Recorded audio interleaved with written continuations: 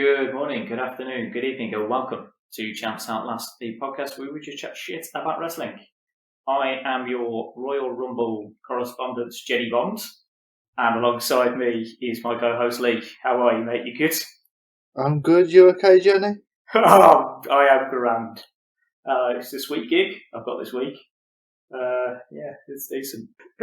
Oh, I fucking pop for that so much. To be honest, I'm now just going to call you Jenny for the rest of this podcast. That's fine. Can I be known as Jenny from the block, please? No. Fine. If you can tell me the rapping that featured on that song, then yes. And swiftly moving on. Not a clue, sir. Not a clue. So it is Royal Rumble week. Are you in any way excited? To be honest, no. It does feel like a strange one, doesn't it? But, I've not watched any Raw or SmackDown probably since Survivor Series time. It does seem strange. I haven't been hyped up in anywhere. But, it's Rumble, so it'll get a watch. Oh yeah, definitely watching it, because like I said, it's Rumble. Be a few cheeky live tweets going on, I'm sure. Yeah, definitely. First Rumble without Pat Patterson. Yeah. First Rumble without any fans too. Yeah, that's going to be fucking odd. Yeah. So I can't actually see any big surprises coming from this one, which is probably why I'm not so excited about it. Yeah, I'm still not sure what they can do. I'm sure they'll have something, but it can't be great. I mean, according to Wikipedia, there are currently 17 male entrants announced and just 12 for the women. And it's obviously going to be 30 in each. So, yeah, depending on what happens on SmackDown, when anything else is announced via WWE.com or TMZ, as the Miz was announced on apparently, then Jesus Christ. I don't really know what they're else going to put out for Sunday. Was it TMZ Sport or? But Wikipedia just says TMZ, just a straight up one. Because I was hoping it was like the TMZ Sport off the David Arquette documentary. Yeah, it's not the David Arquette aficionados TMZ Sport. It's not those lads. Just sat around just shouting, "Oh my god!" at a computer screen. Oh my god! Look, he's appeared on Ella. Weird shit, man. So weird. I still can't believe that sort of show exists. I couldn't imagine that in England. Wouldn't fly. It would just sound like a parody. It would literally be like on the hour, and you'd have Alan Partridge going, "Go!" It no. By the way, that is 2 Alan Partridge reference in 2 weeks. I'm liking this, Lee. We can do more of this.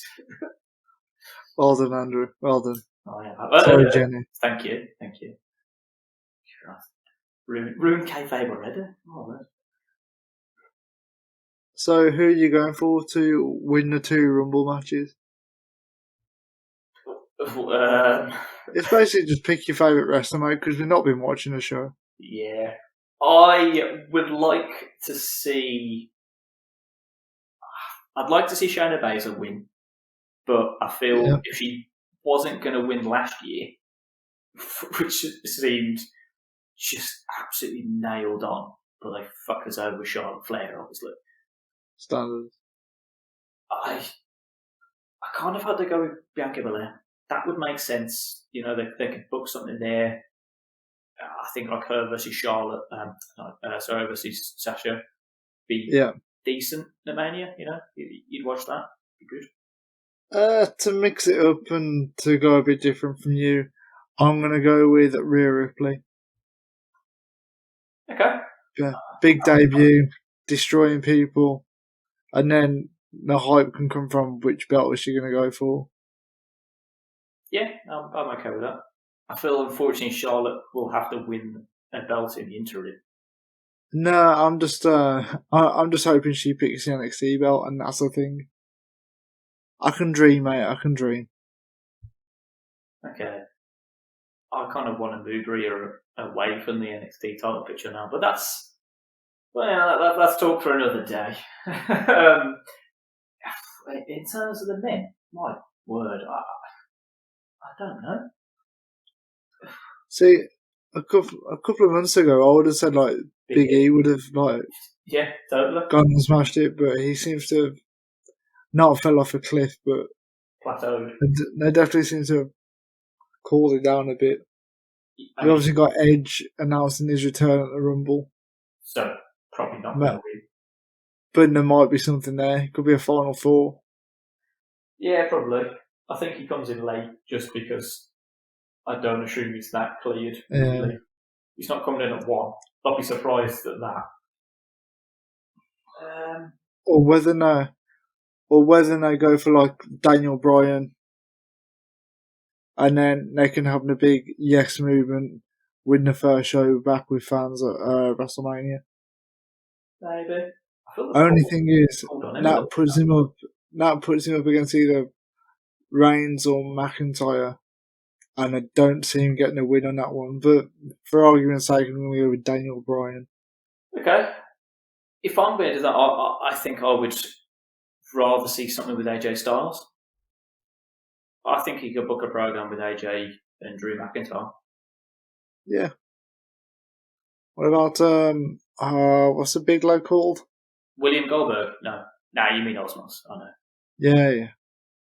No one I like Andrew in that one.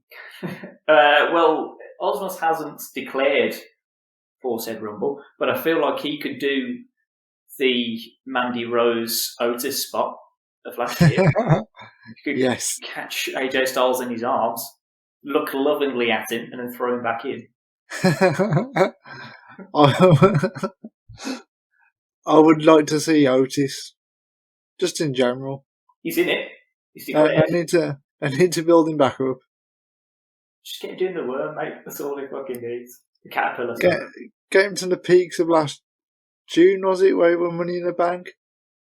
Yeah. And then decided they didn't know what to do with him. Fuck me, that Money in the Bank was so weird. I enjoyed that entire match because it was just so bonkers. But, yeah, odd choices made. Yeah.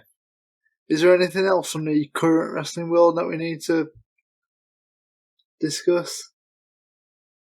I mean, we've already discussed Jenny Bond, so I don't think so. Yeah. That was the highlight of my week. So, shall we take it back to the summer of 2002? We can. I mean, we can predict the other 3 matches that are currently on the card. For example. I feel like it's going to be very quick. McIntyre Reigns. What the fuck is the other match? Oscar and Charlotte versus Nia and Shayna. So, retain. Because, my God, they have to split Nia and Shayna up at this pay-per-view. Unless like it has to happen.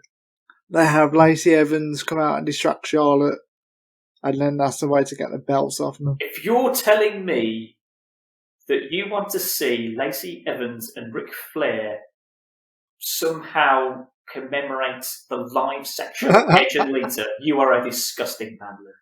Disgusting. I don't think I even hinted at that, but yeah, I know your sick mind. The ratings will go up.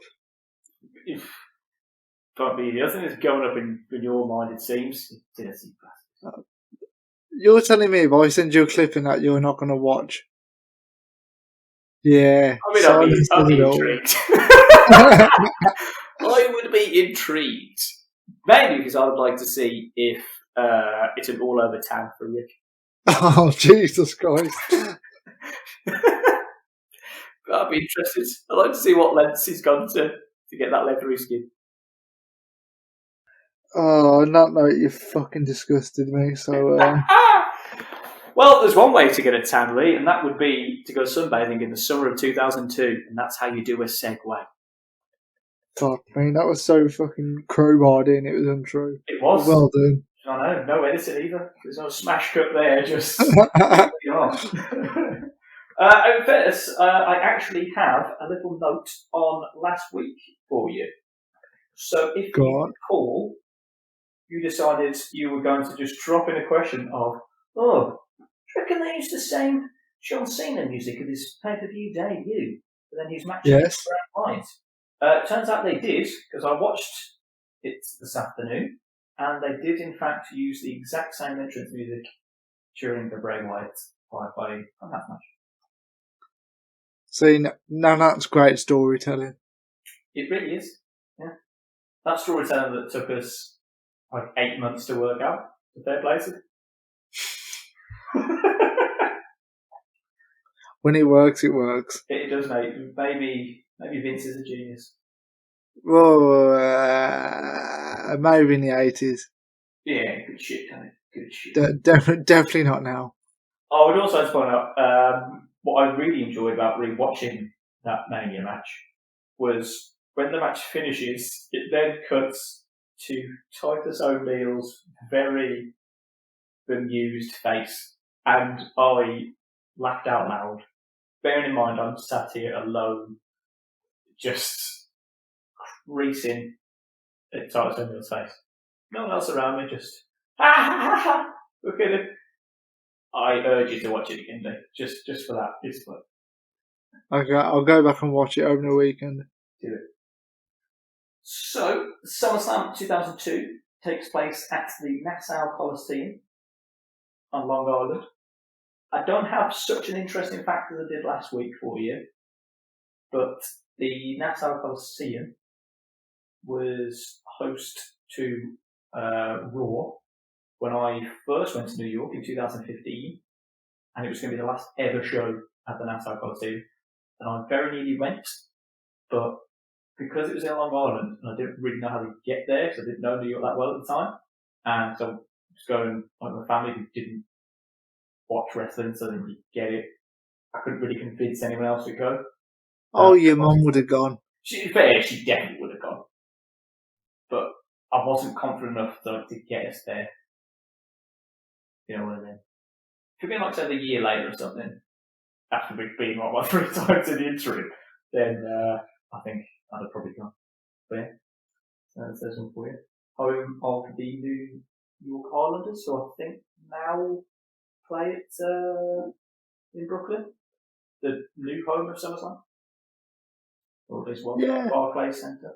One of your favourite arenas. Do you like the Barclays Center? Good place. So we open up with Kurt Angle versus Rey Mysterio Jr., which is a SmackDown match. So we get to start with Taz and Cole. Don't hate Yeah, because finally they've got SmackDown announcers calling SmackDown matches and Raw calling Raw. Indeed, yes. I mean, I don't know why they didn't do that from the start, but you know. I know, because Eric Bischoff and Stephanie McMahon were in charge, so. We'll come to that in a bit. I also, this is the first time I've noticed that the hard camera is on the opposite side of what it is now. This is not the first pay-per-view I've realised. Can't say I've noticed, to be fair. Yeah, no, I didn't really, but yeah, the hard camera's on the side. Oh, fair enough. Yeah, there we go. Cross with nerds. Well, you are, yeah. Yeah, I'm proud of it. So I thought it was a good opening contest. A sort of a clash of styles. You know, obviously Kurt being the much bigger man, he wouldn't have really wrestled many people like Ray, so nice little storytelling for it. It's kind of how you'd expect a match between a big guy and a little guy. It is alright, man. Yeah, Ray looks tiny in this match. Yeah. But yeah, it was a really well paced match. The ref spot when he sent on over the top rope, beautiful. Yeah. That's how you should do a ref spot. Yeah, that was vintage Ray. I liked it. And also, I noticed there was not a hair follicle in that match. I mean, the ref was struggling. Kurt was gone. And Ray's not doing too good underneath the mask either, even back in 2002. Well, some years of wearing the mask, isn't it? You know. Sunburn. That's how I lost my hair from the years of Luchador. Yeah, definitely. No, I'm pretty sure it was from that time that you started to dye your hair bright red.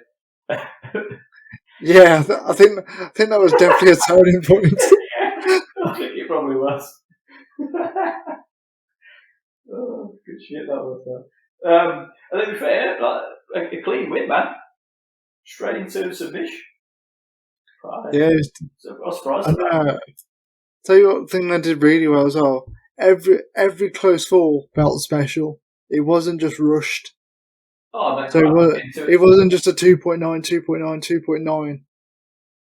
It was evenly paced out. Yeah, You man. know, it just had a good feel to it. Yeah. Solid opening contest. Once again, Kurt still remains my favourite in this era. Do you want to go to the first Stephanie and Eric Bischoff segment of what seems like 10,000? If I'm honest, they don't really go anywhere this time. They No. weren't entertaining. It's the last month. They're sitting down together to watch the show, which is fine. But they missed the first match. Part of that really annoyed me in my head. I was like, don't stop watching the pay-per-view, but miss the first match. That's annoying. Well, he doesn't give, Bishop doesn't give a shit. It's not his show. But No, yeah, Steph should have been there. I think there was a nice sexist remark as well. I assume so. Jesus. Which I can't remember actually being that sexist back in the day. But like looking back, you're like, oh fucking hell. Yeah, it was so bad. And then, because it was a Raw match, we had to have JR and Jerry, and oh my god, Jerry actually says the words, "Welcome Yes. to the Raw section of SmackDown." I mean, SummerSlam. I'm like, you absolute gimp. Like, I laughed, but mainly because I knew it was going to get this reaction out of you. Yeah, it's just, I'm not going to miss these things. Not going to miss them. If he says anything, I'm going to get him. Oh god, fucking murdered in there. And then, at first, I wanted to drop this in the group chat, but I then felt that you would know what note I was going to put, because you would kind of already know, you know what section I was on. But I was going to drop it in the chat saying, can you name Ric Flair's SummerSlam debut opponent? Yeah, I actually wouldn't have gotten that, to be fair. Because it's strange that it is Chris Jericho. Because Rick was making his SummerSlam debut at the age of 22. Well, his in-ring debut, because I was actually at his SummerSlam debut back in '92. Yes, alright. But still. Where he featured in the co-main event. What as? Ric Flair. Fair enough. Done me there. Was he wearing his red shoes? I believe it was purple attire. Oh god, what's he thinking? Where are his famous red shoes he had? Fucking everywhere. Don't quote me on that now. Do you know any? I'm calling you out. Do you know the little hype video before the match? Lovely hype video before the match. Yeah. Yes. I can't help but thinking Ric Flair did everyone a favour just destroying the Fozzy concert. Wow, that's mean, man. That is a band that has performed near probably barely 2 miles away from your house, at the River Rooms. Yep. Yeah, and here's you bagging on them, man. Unbelievable. I thought it was quite good there. No, they didn't have Judas at that time, though, so I wasn't. Yeah, wasn't remotely bothered in the slightest. I just enjoyed the fact that the video segment was essentially just a pair of them hitting each other with bins. Welcome to 2002. It was just, it's a bin. I'm going to smash you with this one. All right, we'll wait till next week and I'll hit you with it. All right, cool. And so that was enough for me. I thought it was pretty funny. Yeah, it's like one week, Ric Flair was just bleeding. Oh, standard. Oh my god. Yeah, when you just smash up the actual Fozzy set, Christ, he was pissing blood there. Love that. I liked that on the walk out there was a sign that just said Ric Flair is old. I went, yeah, fair enough. Little did they know. It is a fact. I mean, you still them. Just straight up, Flair is old. Yes, sir. Yes, he is. 18, 19 years later, still appearing on the shows. I would go there now, so Ric Flair's still old. Like, just to see him look at it and go, fuck, yeah, I am, aren't I? But yeah, still fucking old, Rick. Little Nate reffing. So, well, that's an unfair advantage already. Fucking Little Nate there. I really like this match. Flair's work just doing the chops. Oh, I liked it, man. They were beautiful. It's the most entertaining that we've seen Rick so far. Because Chris is just such a good foil for it.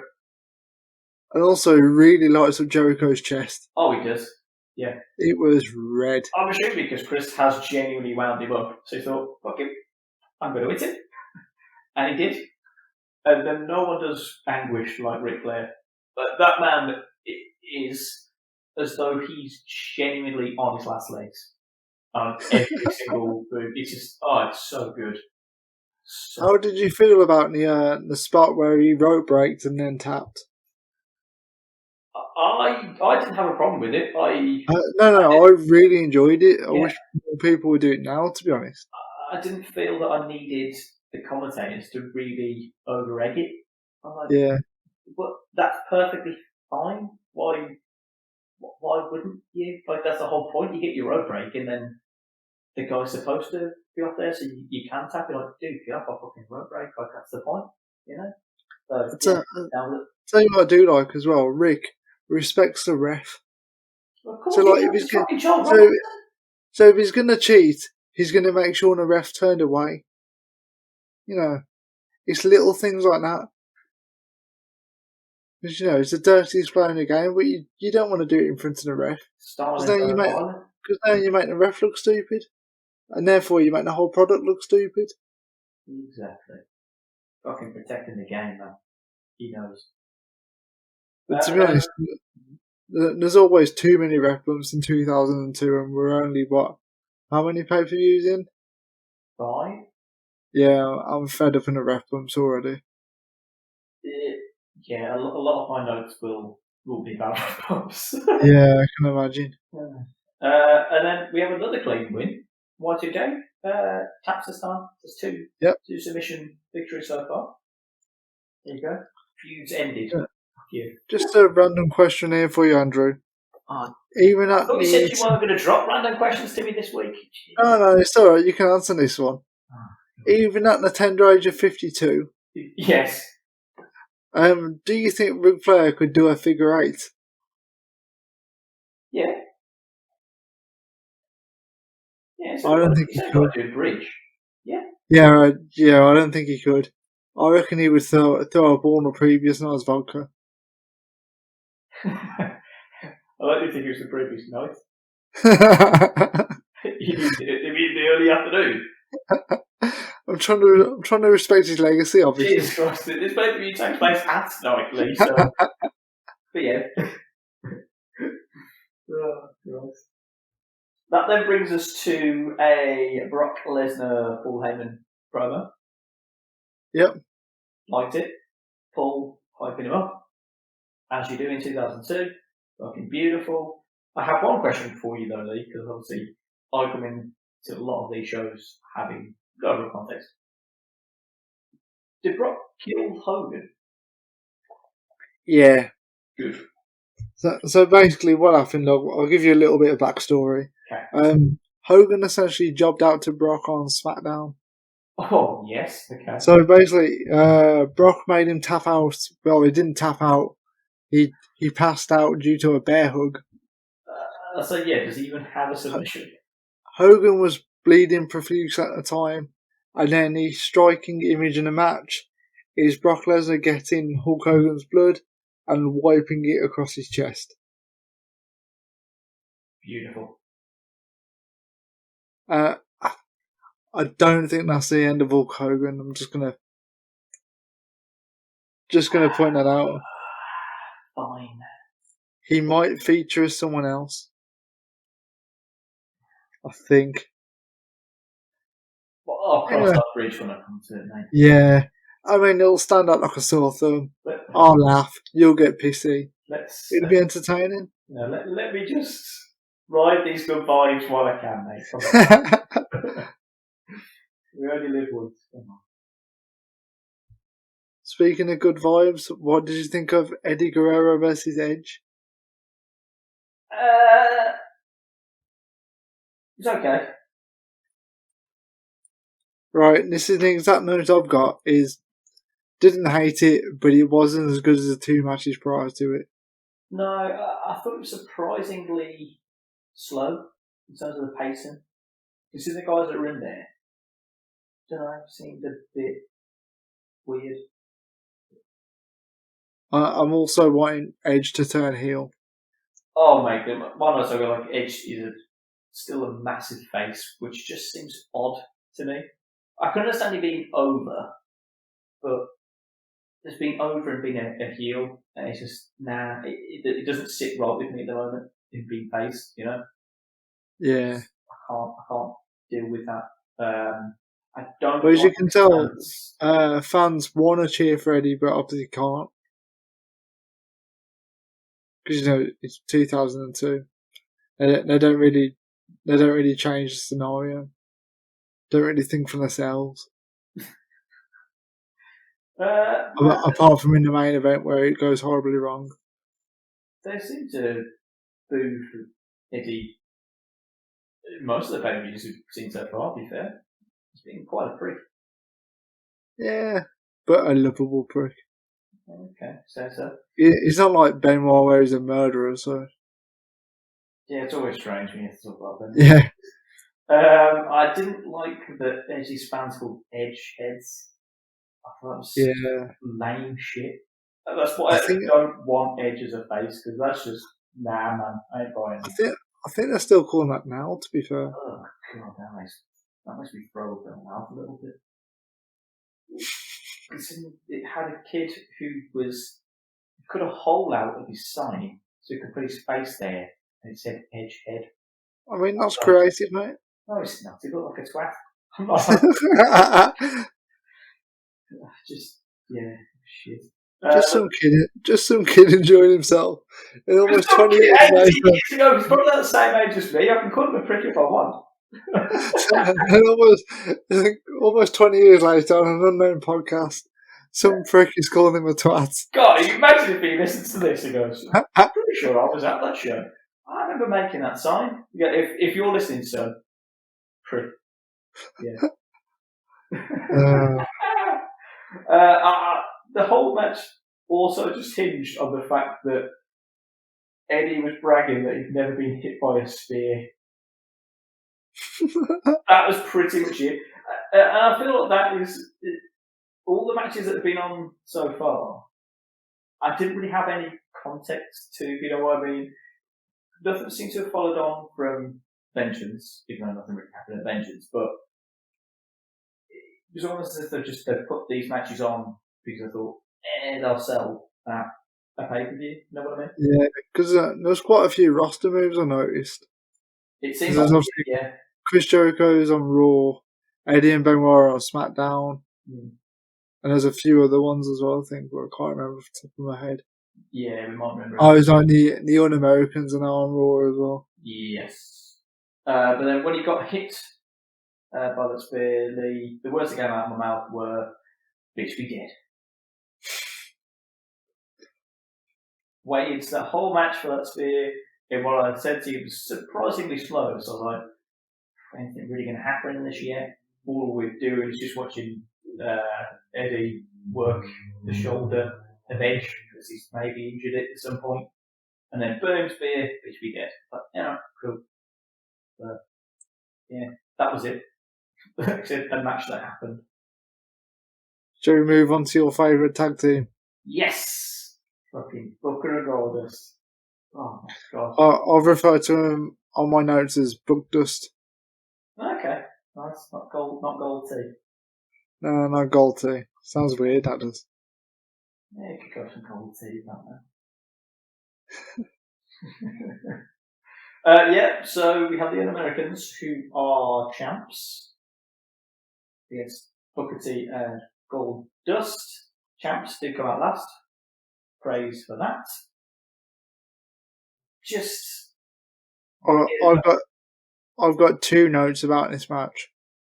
Okay. And the first one is a pre-match thing. Do you know when the Raw commentary team was sat?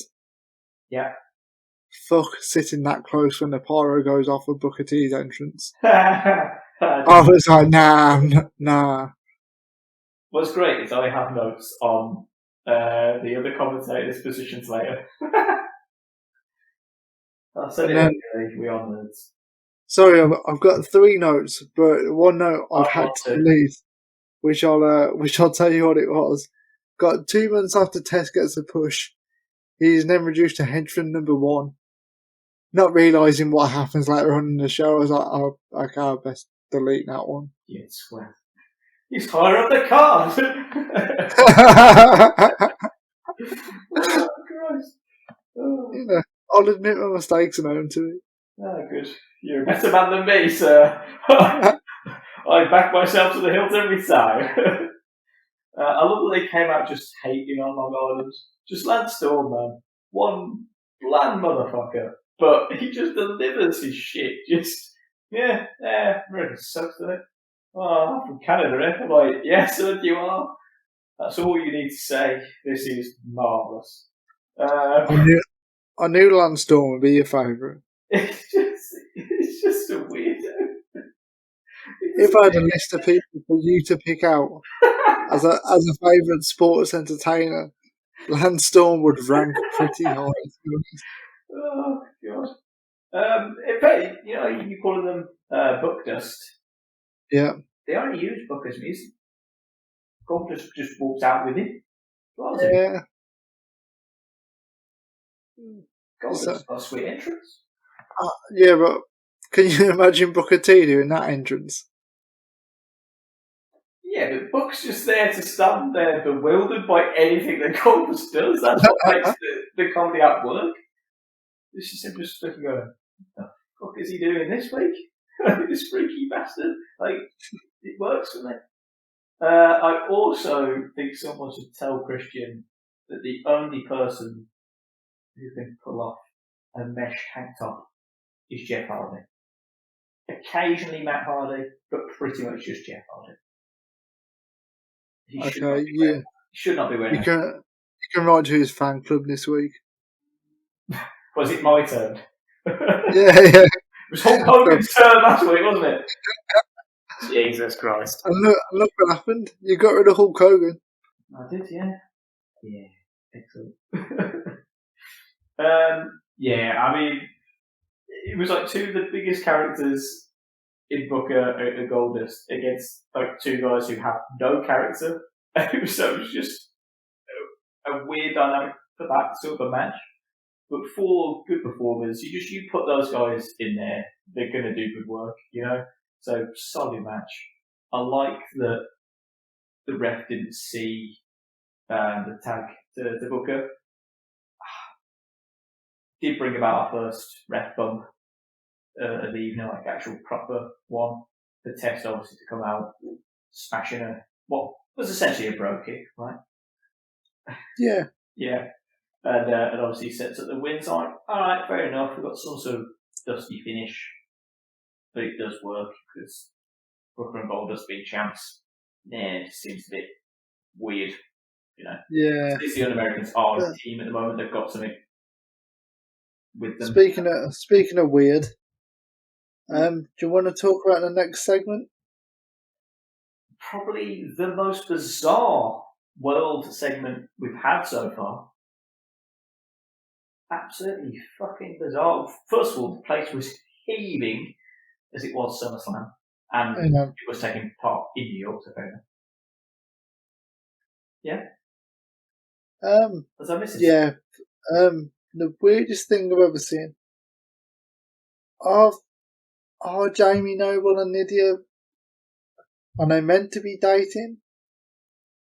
Are they related?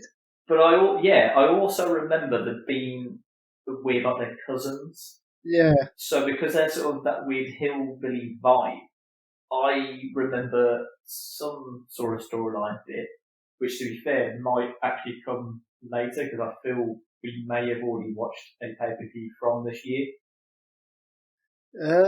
Yes, we have. Yeah, so I think it is at that pay-per-view where that comes about a little bit more. But yeah, I'm pretty sure they're kind of cousins, but also, yeah, sort of supposed to be fucking. And then I have no idea what the hell that weird contest was supposed to be. And the guy that they tell that hasn't made it, he runs off in a huff like he's fucking Napoleon Dynamite. If you know, you know. And then she just pounces on this other guy. I kind of pray that he was a stooge. If he was a guy who was just there at World, imagine being told that. Well, he probably wasn't told that was going to happen. That is fucking bonkers. Bonkers. So I've got this pen down as your favourite segment of the night. Nah, it was too weird. I didn't like it. Mate. Too weird. Okay. It wasn't for me. I'm not into that shit. Nah. I'll tell you my second choice in a bit. Peril, you know what I mean? No, wasn't into it. That's right. There's two segments where I was like, Andy's gonna love this shit. That was number one. Oh, so the second one hasn't happened yet. Oh, what it's gonna be? I think I know what it's gonna be. I hope it's that anyway. Because I've now thought of what I think my favourite bit is. That was in bookmarks with another Steph and Eric segment. All I've got is just awful acting, no chemistry, because I don't even remember what the fuck happened. But why are they having these segments?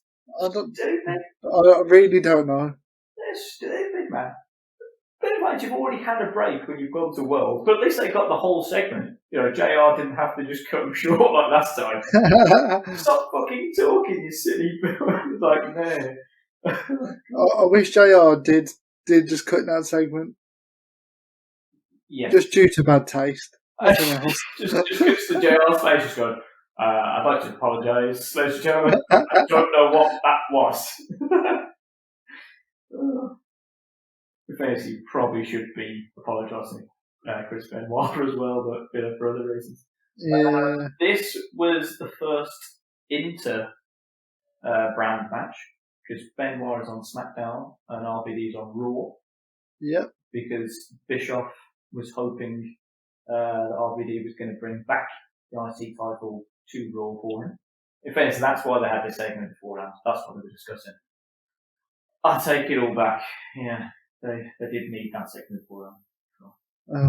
They didn't really need the segment. They could have. They really didn't. They could have just ignored it. Yeah. Champ came out first, so fuck you. It's still a banger of a song, though. I'm not having you're taking it. I like it. Okay, you support Alejandro well then. I just support his taste in you. Look, if you support him in any way, you support him. If you want to die on that hill, mate, you die on that hill. Might see if I can get the rights to the music. I felt I wasn't invested in the match. I don't know if you felt the same way. Was you too burnt out from the Nydia makeout session? No, I've already told you that did nothing for me. Absolutely nothing. Like, flaccid, mate, nothing. That little wiggle down there. I didn't actually think it was a bad match. It kept my interest. It was a nice pace match, good mix of styles. One thing I will say is RVD's crossface. Nah, it looked weak as fuck. It looked like would you prefer him to be crippling people like Chris Benoit does with his knee? Would you prefer that? Or would you prefer the move to look safe and not be killing people? I prefer Chris Benoit. Oh fuck! Oh, I don't know how but basically, RVD went to John Cena's school of submissions. Oh, Christ. Yeah, you got Brock Lesnar, who's making people well, I say people, making geriatrics pass out with a bear hug. No, Hulk Hogan's still a person. He's still a legitimate person, Andrew. You say so. But also, RVD did redeem himself by a 5-star frog splash where he adjusted mid-air. Oh, he's a good egg, is he? But no, I didn't think that chemistry was there the same as RVD had with Eddie, also that we've seen in previous matches. I thought it was good counter wrestling. Like I said, there were good spots there. I liked how they were teasing a lot of finishes and stuff. Did we really need 3 crossfaces from Benoit in the match? Just No. for, RVD to get out of them. And it was too fucking long, man. Like, they could easily shave a good 5 minutes off that match. Just, went on too long. If you want to speak about great chemistry, Andrew, Undertaker versus Test is up next. It is. I'd also like to say that Eric Bischoff is a smarmy prick because the RC title has returned to Raw. That might have been when he made a sexist remark to Seth, to be fair. Probably said something like, "That's right, the RC title's back here now, you woman." And that's probably an insult. He literally probably just went, "Sure, why don't you go check your ovaries or something?" So stupid. Is that why you want the episode to be called by any chance? Maybe. We'll see how it goes. Yeah. Oh god. Undertaker versus Test. The American badass versus the baddest of the un-Americans. Actually, how it was titled. I've literally got what the fuck? Landstorm takes a decent chokeslam. Is it as good as me taking a chokeslam? So not even a remark about the 2 competitors in the match. Oh, I do. I have those. And then it's just a pro USA match. It was. I don't really understand the un-Americans gimmick at times. So I'm like, well, why do you even live and work in America if you hate it? Like, you could just live. Because they still need to get paid, Andrew. Jesus Christ. They're heels. Yeah, but that always logic just it fails to me. I'm like, nah, you fucking idiots, lads. Just make your fucking mind up. I enjoyed there was a sign that said Test is a goon. That made me laugh because I was like, alright, fair enough. You think that? What can I put on this sign? Oh, yeah, Test, I just say he's a goon. I'm like, yes. Alright, that's going in. We're going to take that into the show. It's going to get on TV. That's what it was. So I like that they thought about that sign. Taker has dyed his hair because he's not ginger in this week. Yeah, well, he's only ginger when he's heel. What are you trying to say? I'm just telling you facts, mate. Are you looking to alienate the fan base about us? No, not in the slightest. All I'm saying is when Taker is ginger, he's heel. When he's not ginger, he's a babyface.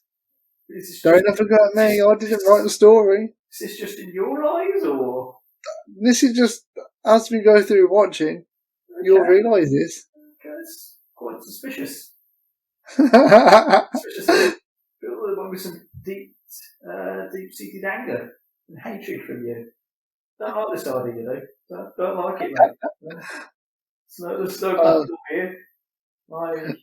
Don't make me laugh. You make my chest hurt. Hashtag pro gingers here, so no problem. A lot of rest holds in this match. Lots of rest holds. With no context at all, my mind is fucking wandering right now. I'm on my phone. I give 0 fucks. Then the match ends. Taker does win. Yeah, shit, Tombstone, doesn't he? He doesn't job out to Test. I don't bloody know.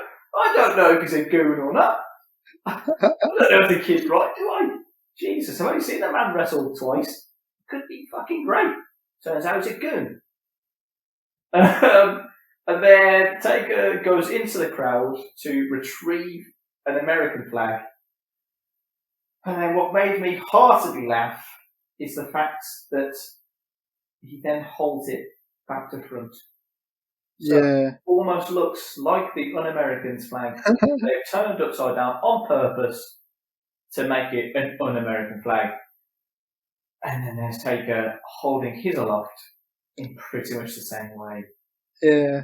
The amount of camera angles they had to go to try to not show that was amazing.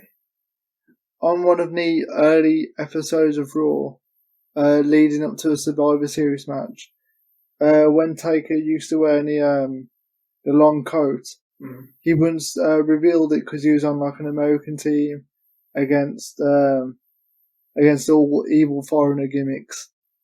He opened up the coat to reveal a Confederate American flag. He's a smart man. Yeah, that deep South sort of vibe. He's a smart man. Smart man. But what was even smarter is WWE putting this on TV. Oh, they're the dumbest of the motherfuckers. Yeah, don't worry about that. I mean, they employ people who say welcome to the Raw segment of SmackDown, for Christ's sake. Well, actually, you might not actually be wrong. How many times have we seen SmackDown episodes that have just been reviewed, like reruns of Raw? No, they just put the segments on and go, oh, here's what happened. Yeah. Actually, he might be fucking onto something. Jesus Christ. Breaking news that Andrew Skull is now Jerry Lawler's biggest fan. Yeah, and on the notes of the fact for once in my life I've just agreed with Jerry the King Lawler. Let's move on to the non-sanctioned match. Triple H versus Shawn Michaels. Any hot takes? So, as a youth growing up watching this was one of my favourite. Yep. This was one of my favourite storylines. The build in this match was fucking phenomenal. I mean, the bit where he just puts his head through a car window. Mate, that was fucking mad. I was like, that is brutal. How on earth they managed to make that like that obscene shit? Nick, that is decent. Fair play to him.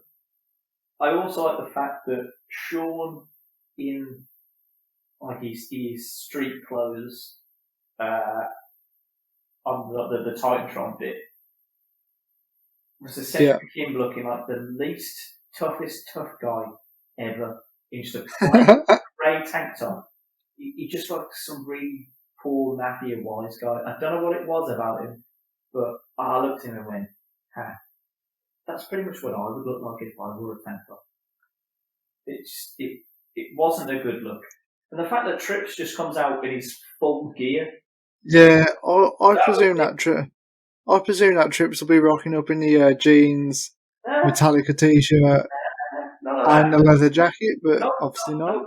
Comes out, he's full on gear. It's almost, he said to Shawn, Shawn, this is an unsanctioned match, so come in your Levi's and wear your fucking cowboy boots. Fucking cowboy boots? Jesus Christ. Are you saying this was essentially WWE's version of Mufti Day?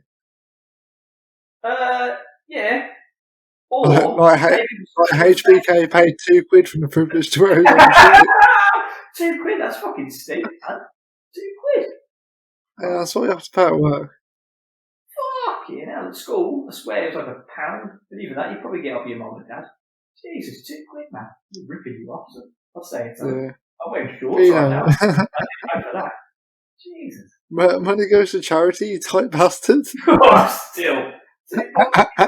Jesus. Wear your own clothes anyway. Work from home. Jesus. No, all that. Well, they didn't tell Shawn that the match was going to be on all. That's how unsanctioned it was.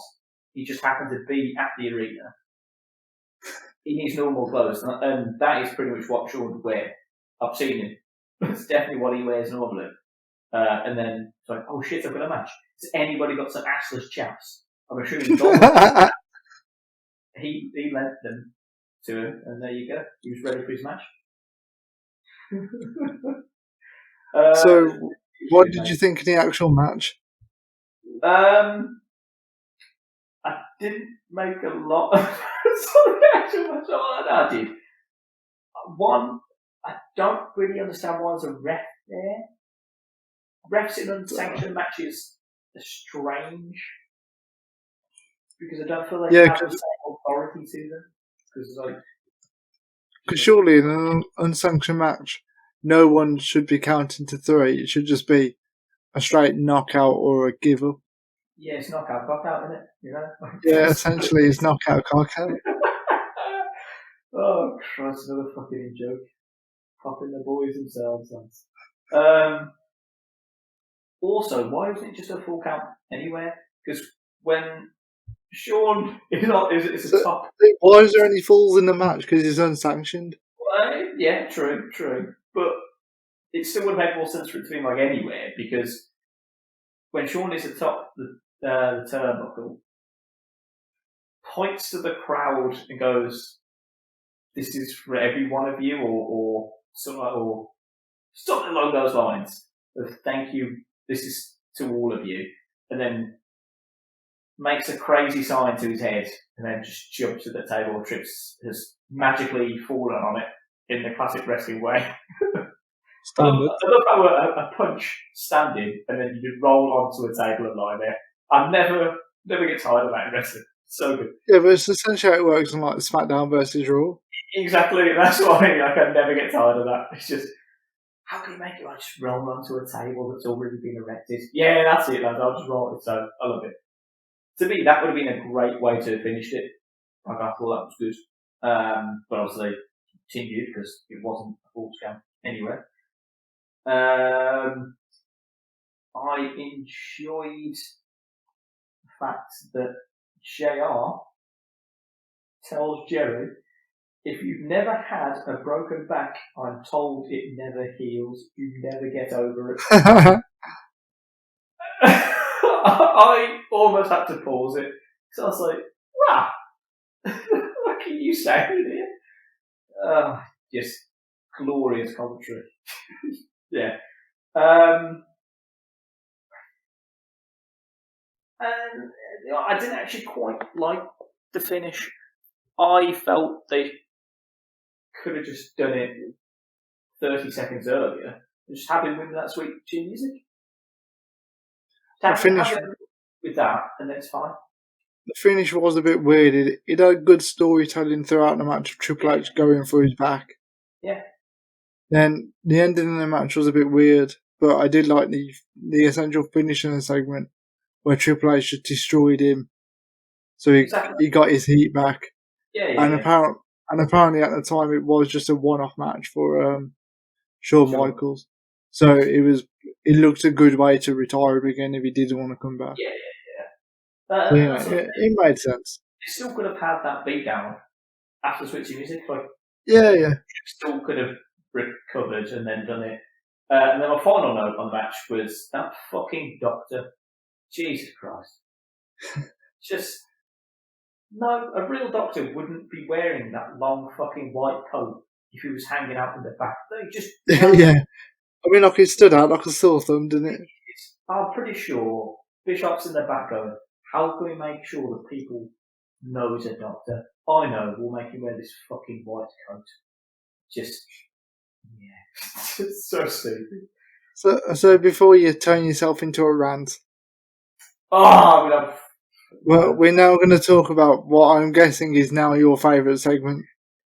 Oh, actually, no, we haven't spoken about it because during the Trips Shaw match, when they go to the outside into the announce tables, Trips takes off the Spanish lad's shoe and hits Shawn with it. I must have been looking away at that point because I didn't see that. It was amazing. Oh, yeah, I do remember it. I just remember thinking, where did he get that shoe from? He stole it from the Spanish lad who normally falls off his chair. Did he fall off his chair as Trips was taking his shoe? No, he didn't. So that's a shame. I have more comments about the Spanish lads later for the last match, by the way.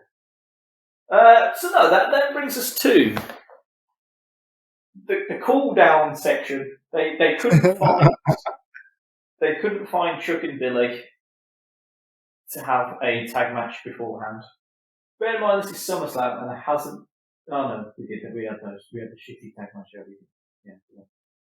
Yeah. That's how much you care about this movie.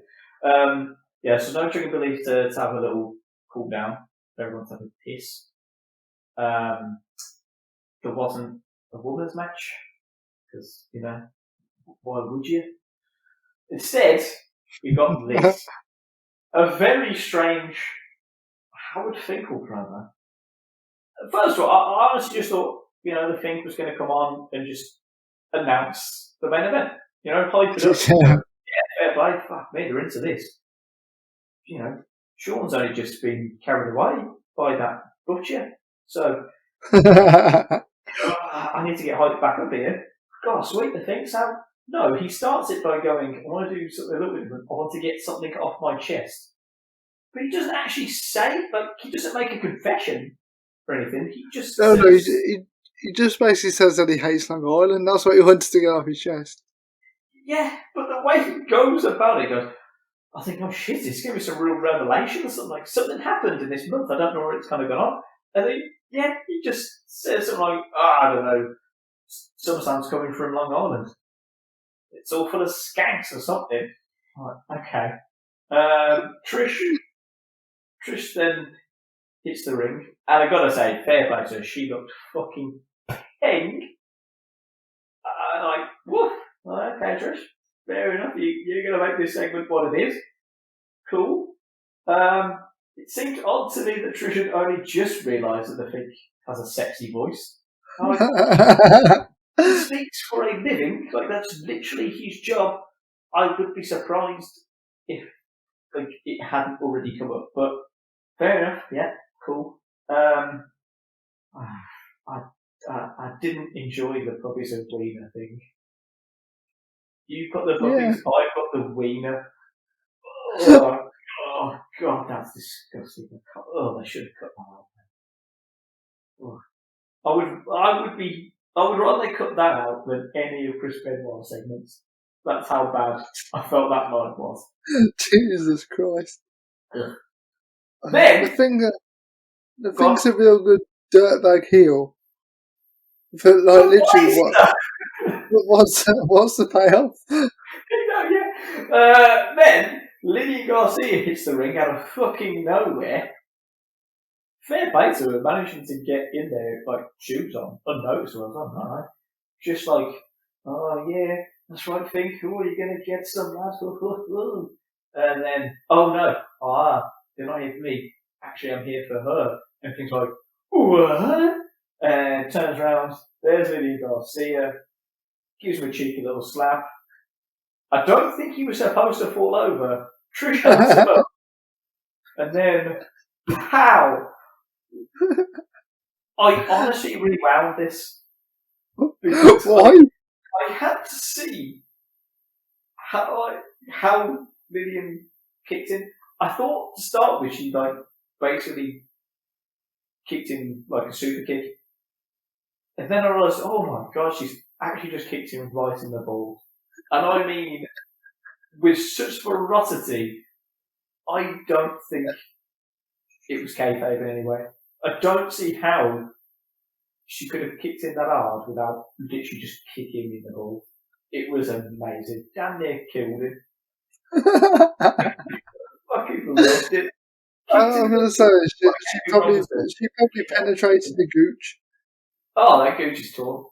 You ain't going to be able to sit down. It's going to need one of those one of those rings. These rings going to be stinking now. So all hail Lillian Garcia. The Fink guy got her fired because you seem to scream at him, you'll never be rid of me or something, or you're trying to get rid of me, and then, testicles. I was a little taken aback because I had to rewind it. It turned into a strange segment. I still don't know why it was on a pay-per-view, but there you go. And to be honest, after that happened, I didn't really care about Rock or Brock then. I was like, we've had our main event. If you'd have headlined it with Garcia versus Finkel, fucking hell. So yeah, I'd have been down for that. The second biggest pay-per-view in a year, headlined by Lillian Garcia and Howard Finkel. Oh yeah, down for it, which I swear at some point happened on Raw. Yeah, probably did. Fuck's sake. Oh, God. I like the main event because we had Cole and Taz. This is a SmackDown-based event. I was like, yes. Don't have to listen to Jerry squeal the Rock's name throughout the fucking match. Oh, so that was nice. Also, the champ came out last because technically Brock is Rock is also the undisputed champion. So I was like, cool. I like how they go with this. But I don't know.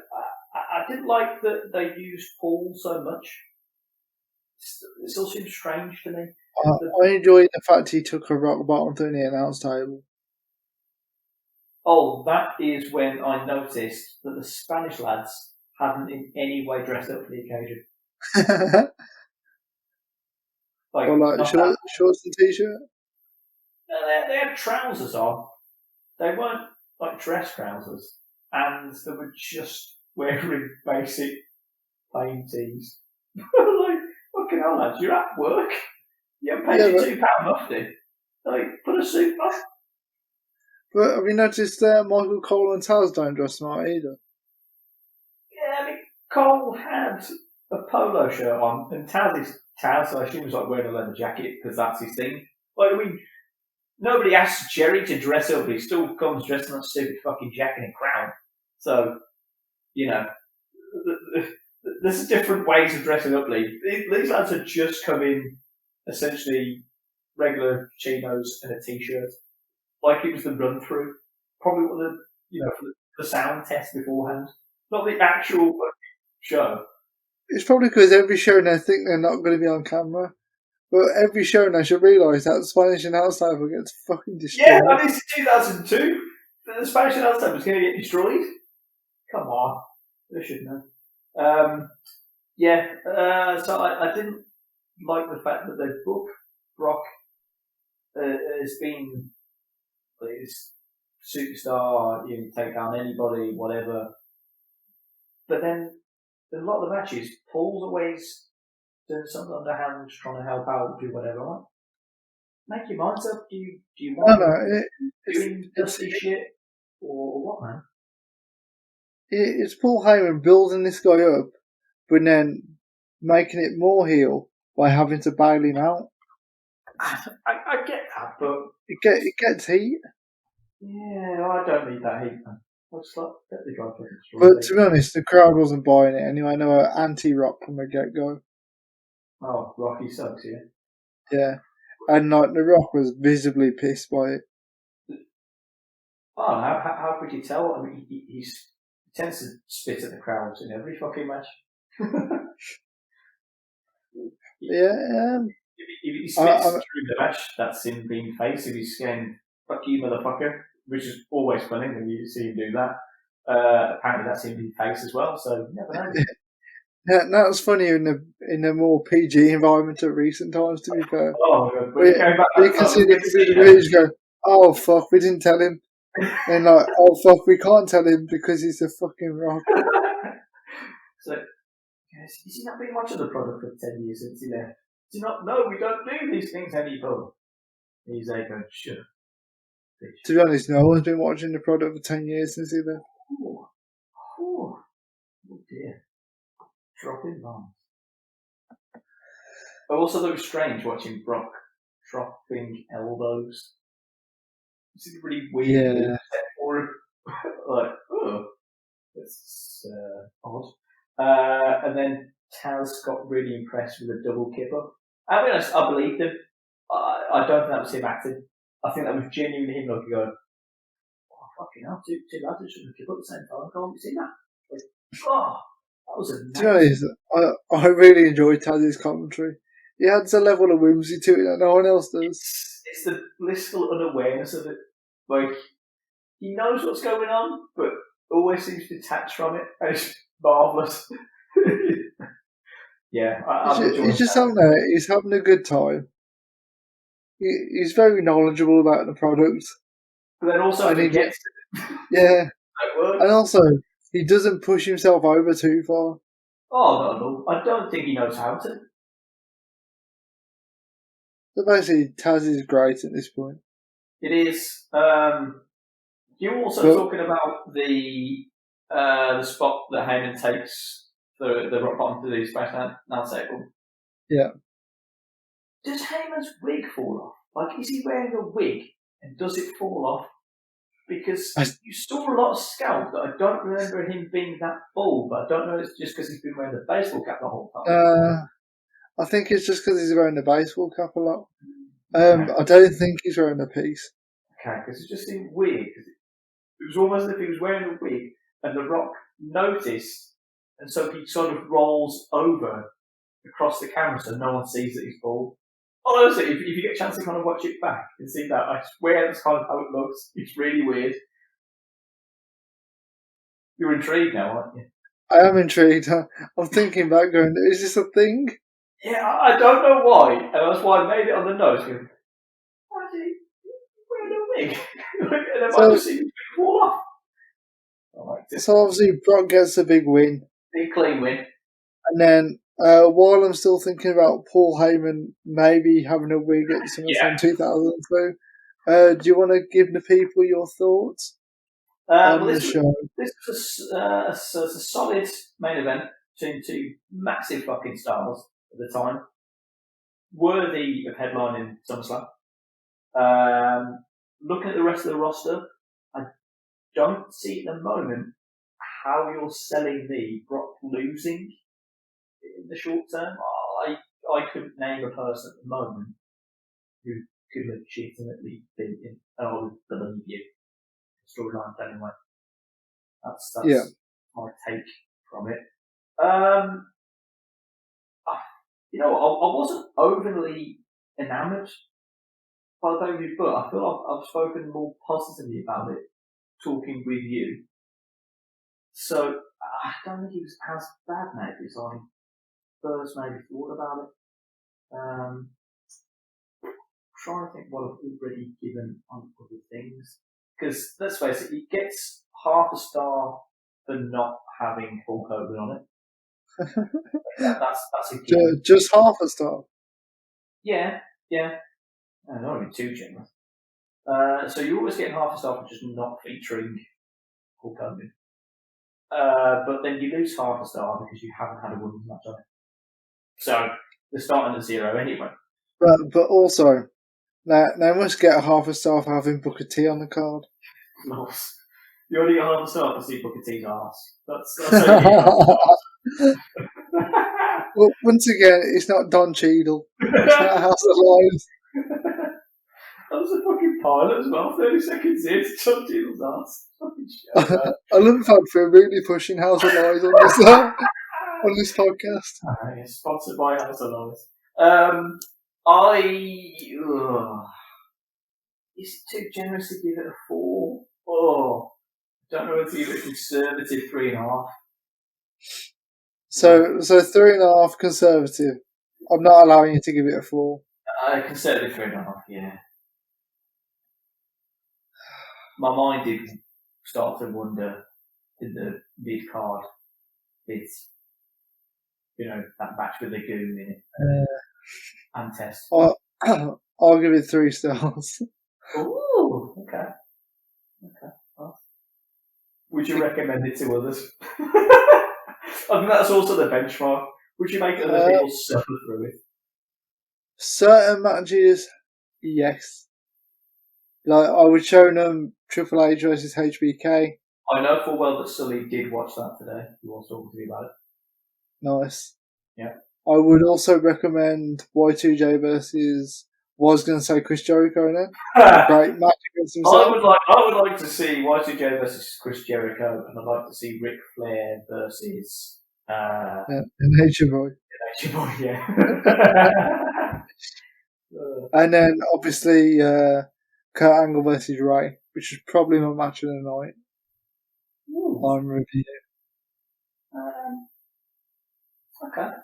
You'd go that as much of the night over Trips and Sean for the storytelling for it.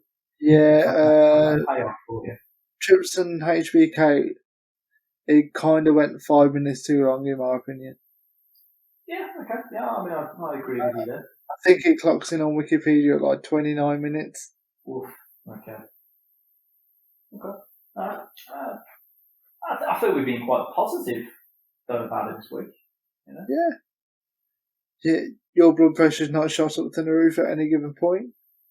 Well, that's mainly because I haven't had to take a kick to the groin from Lilia Garcia. So, I felt safe. Or talk about Hulk Hogan? Yeah. I've decided, Andrew, for our next story arc, we're going to review the Hulkamania era of the 80s and 90s. On your own, son. I was expecting a more visceral reaction from that, to be honest. No, I think you'll find Jenny Bond will be removing their name from this podcast and you can post it yourself. So. Oh god, that'll be a long slog, just my voice for an hour. You want to talk about Hulk Hogan matches for an hour, do you? Seems to be the going rate. On that note, I think we can probably wrap it up.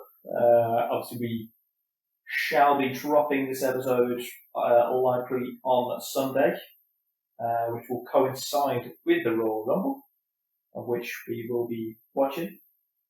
And so we'll most likely review next week. Hang on, Andrew, hang on.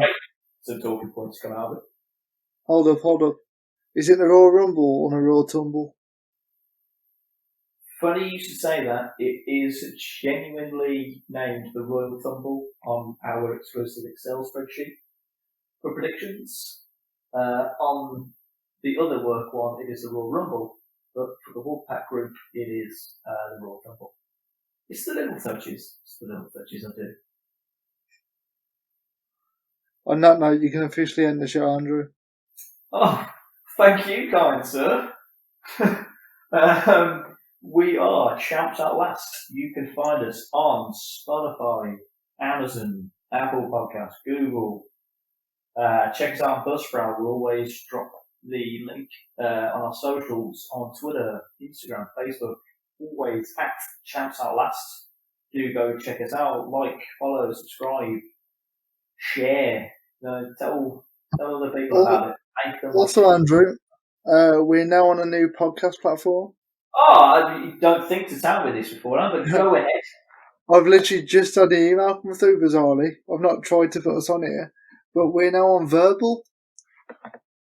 I've heard that's the best one. Shout out to Verbal. Yeah. Big up my boys over at Verbal. I nearly called them Herbal. You ruined it already. Yeah, apparently we're on Verbal now. So if you're intrigued by what Verbal is, go check them out. Follow us on there, maybe. Leave us a 5-star review, because apparently that helps things. We're good at plugging the show. Yeah. That's why they call me Flavor Flav for a reason. I am quite the hype man. We will see you guys next week. Peace out.